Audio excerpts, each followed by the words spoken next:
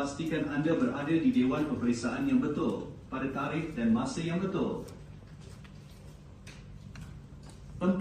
Sila letakkan kad pelajar atau kad pengenalan atau lain-lain yang disahkan serta slip kelayakan menduduki peperiksaan di penjuru kanan meja anda. Kegagalan membawa dokumen tersebut boleh menyebabkan calon dihalang daripada memasuki Dewan Peperiksaan untuk menduduki peperiksaan.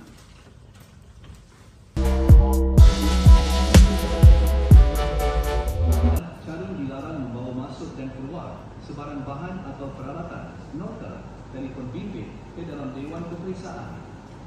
Bahan atau peralatan tersebut perlu diletakkan di bilik penyimpanan barang yang telah disediakan. 9.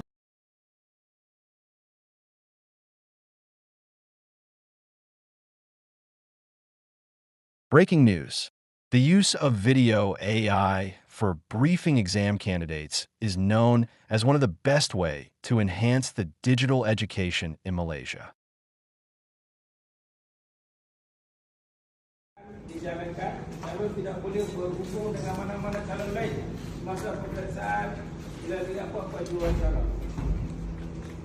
Calon tidak boleh menulis apa-apa maklumat atau gambar rancang. Ada bawa masuk dari pembimbing atau sebarang nota, sila keluarkan dari Dewan ini sekarang. Calon juga dengan Arahan peperiksaan oleh Ketua Pengawas kepada calon pada setiap sesi peperiksaan. 1.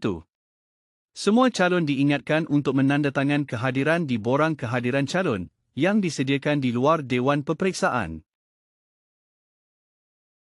2. Sila semak slip kelayakan menduduki peperiksaan masing-masing dan pastikan slip kelayakan telah ditandatangani. 3. Pastikan anda berada di Dewan Peperiksaan yang betul pada tarikh dan masa yang betul. 4. Sila letakkan kad pelajar atau kad pengenalan atau lain-lain yang disahkan serta slip kelayakan menduduki peperiksaan di penjuru kanan meja anda. Kegagalan membawa dokumen tersebut boleh menyebabkan calon dihalang daripada memasuki Dewan Peperiksaan untuk menduduki peperiksaan. 5. Calon yang lewat lebih daripada 30 minit selepas peperiksaan dimulakan adalah dilarang masuk ke Dewan atau bilik peperiksaan dan seterusnya tidak boleh menduduki peperiksaan.